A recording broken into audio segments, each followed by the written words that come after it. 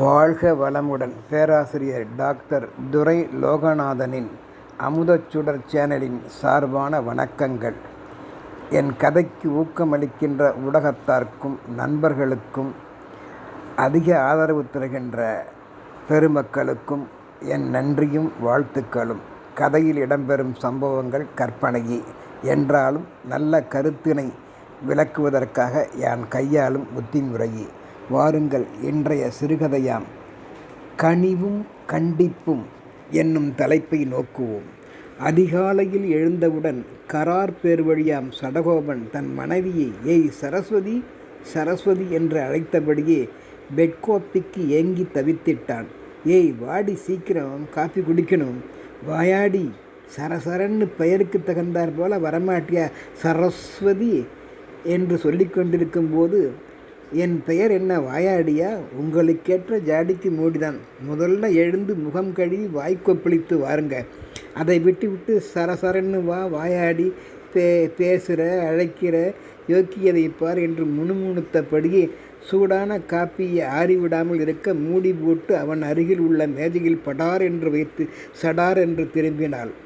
உடன் சடசடவென்று சடகோபனுக்கு படார் என்றும் அவள் பேசியதையும் படார் என்று அவள் காப்பி வைத்த ஓசையும் கேட்டு எண்ணி, போன ஜென்மத்தை விட்ட குறை தொட்ட குறை போல இருக்கு. இவள் வேற படாத பாடுபடுத்துறா. இவளை யார் கண்டிக்கிறது? நம் கோபத்தை மற்றும் குரலை உசத்தினால் சரஸ்வதியோ அமைதியாக வீணை வாசிக்காமல் சப்தமாக தபாலாவை வாசிக்கிறாளே. வெளியில் தெரிந்த அவமானமாகிவிடும். மனசாட்சிக்கு குத்துறது. என்னையே ஒருத்தி சகித்து வாழும்போது நாமும் பெருந்தன்மையோடு இருக்க வேண்டும் என்று கருகியபடியே குளியல் அறைக்கு சென்று காலைக்கடனை முடித்து சுத்தமாக வெளியில் வந்து மேஜை மீது பார்த்தபோது அங்காள பரமேஸ்வரி சரஸ்வதி வைத்து சென்ற காப்பி குளிர்ந்து ஆறி போயிருக்க, அடியே சரசு, நரசுஸ் காப்பி ஆரியபவன் காப்பி ஆகிவிட்டதடி என்றவுடன், ஆரியபவனில் வாங்கியா நான் உங்களுக்கு கொடுத்தேன்? நானே என் கையால் போட்ட ஃபில்டர் காப்பியாக்கும் என்று சொல்லிக்கொண்டு, கழுதைக்கு தெரியுமா கற்பூர வாசனை என்று மனதிற்குள் முணுமுணுத்தவாறே, என்ன என் காப்பிக்கு என்ன குறைச்சல்? சூடாதானே வச்சேன். நீங்கள் தாமதமாக குடித்தால் ஆரியபவனாகத்தான் ஆறிவிடும். தன் கையால் முகத்தில் சொடுக்கு போட்டு கொண்டே உள்ளே சென்றார்.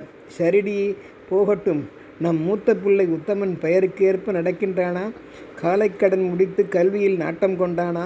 கும்பகர்ணன் மேல் குளிர்ந்த நீரை குடமாய் மேலே ஊற்றுடி, எழுப்பு என்றவுடன், அப்பா அப்பா மேலே ஊத்தும்மா, அவரது கோபச்சூடாவது குறையட்டும் என்றவனை சட்டென்று சடகோபன் காலால் எட்டி உதைத்து பலாரென்று அடித்து கன்னங்களில் மாறி மாறி தட்டினான். தன் கோபத்தை வெளிப்படுத்தினான். பெத்த மனம் பெத்து அல்லவா, அது தந்தைக்கு இல்லை போலும். பெத்த வயிறு துடிக்கிறது. பிள்ளையை ஒரு அடி பூசணிக்காய் ஒரு அடி என்று அடித்தால் இரண்டும் நாளடைவில் வாடியே போய்விடும். அது கூடவா அந்த பெரிய மனுஷனுக்கு தெரியல? சடகோபன் மனதுக்குள் உச்சக்கட்ட சுருதியுடன், இவள் மட்டும் என்ன, போன மாதம் சரியா படிக்கலை என்று என் இளைய பெண்ணுக்கு கம்பியை பழுக்க வைத்தல்லவா சூடு போட்டால்? அந்த பிஞ்சு குழந்தை என்ன துடிதுடித்திருக்கும், மறந்து போச்சாக்கும். இப்போ மூத்த மகனுக்கு சப்பை கட்டுகிறாள் என்று யோசித்தவன் சற்றென்று வார்த்தைகளால் அல்ல முடியாத அளவிற்கு சரசுவை வறுத்து எடுத்து கொண்டிருந்தான். தாங்க முடியாத சரசுவோ பிள்ளைகள் எதிரிலேயே கொச்சை வார்த்தைகளால் திட்டி தீர்ப்பதை விரும்பிடாதவள் முதலில் வாயை கொப்பளித்துவிட்டு வாருங்கள், சாதாரணமாக அல்ல, பினாயில் போட்டு நாற்றமாவது கொஞ்சம் குறையட்டும். உம்மை பேச்சில் நாற்றம் தாங்க முடியலட சாமி. ஏங்க, உங்களுக்கு நினைவு இருக்கா இல்லையோ, மூத்த மகன் இப்பொழுதுதான் என்ன செய்கிறோம் என்ன செய்யக்கூடாது என்று புரிந்து வளர்ந்து வருகிறான். எடுத்த உடனேயே எல்லாருக்கும் எல்லாம் புரிந்து விடுமா என்ன? உங்களுக்கு தெரிந்த 4 எனக்கு தெரியாமல் இருக்கலாம். அதுபோல எனக்கு தெரிந்த 100 உங்களுக்கு தெரியாமலும் இருக்கலாம். எல்லாம் தெரிந்தவர் போல் வாழாதீர்கள், அது தீமைக்கு வழிவகுக்கும்.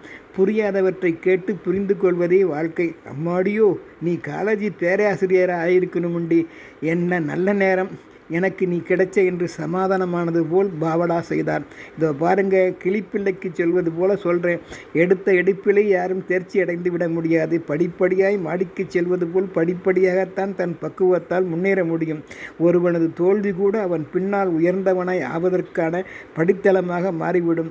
கோயில் கட்ட முதலில் செல்லும் செங்கல் ஒன்றோ கோயில் படிக்கட்டுகளுக்குத்தான் சென்று அடைகிறது.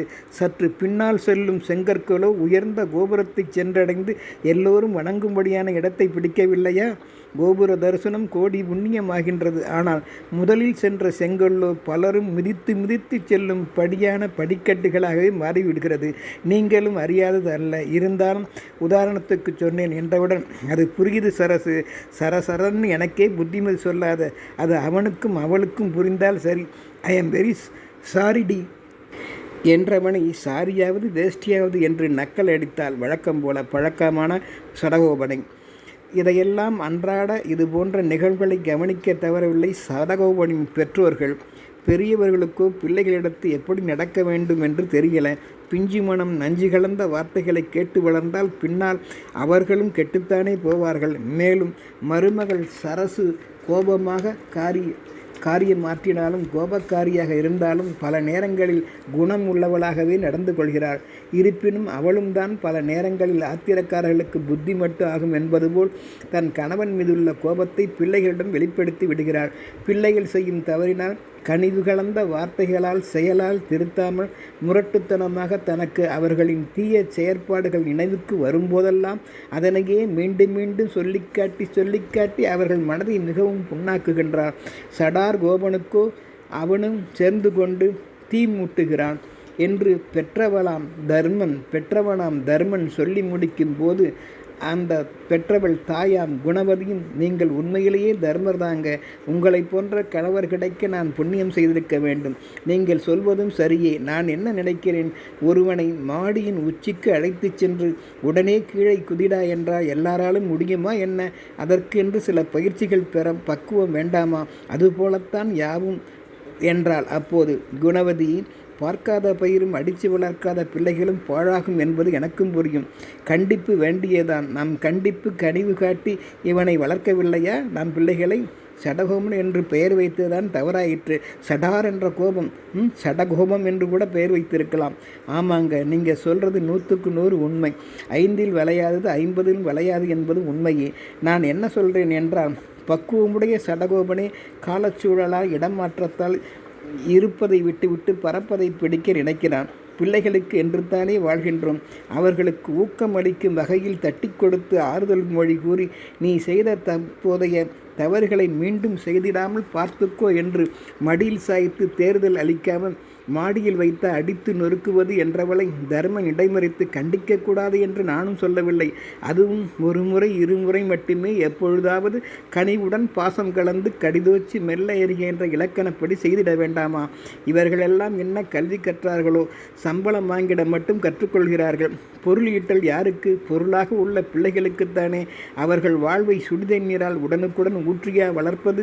கனிவன் குளிர்ச்சி தண்ணீர் ஊற்றி கரையேற்ற வேண்டாமா? அது சரிங்க என்று குணவதி மேலும், மகன் மருமகள் மீது தவறு அப்படியொன்றும் எனக்கு தெரியவில்லை. ஒரே நேரத்தில் மாட்டை அடித்து ஓட்டுவது போல இருவரும் சேர்ந்து கொண்டா பிள்ளைகளை நோகச் செய்வது? இந்த வயதில் அவ்வளவு பக்குவம் அவர்களுக்கு போதாது. நன்கு அரவணைத்து வளர்த்தால் புலிக்கு பிறந்தது பூனையாகிவிடுமா என்ன? நம் பிள்ளைகளுக்கே நாம் தான் தற்போதும் உணர்த்த வேண்டிய சூழலுக்கு ஆளாகி உள்ளோம் என்று இருவரும் உரையாடி கொண்டிருப்பதைக் கண்ட சடகோபனும் சரஸ்வதியும் தங்கள் தவறுகளை உணர்ந்து பெற்றோர்களின் காலில் விழுந்து மன்னிப்பு கேட்டனர். பெற்றோரின் அடக்கமான போக்கினை கண்ட பேரப்பிள்ளைகளும் மனம் திருந்தி மனமிருந்தால் மார்க்கம் உண்டு என்ற மூத்தோரை எண்ணி பெருமை கொண்டு தாத்தா பாட்டி மடியில் தலை வைத்து ஆறுதல் கொண்டனர்.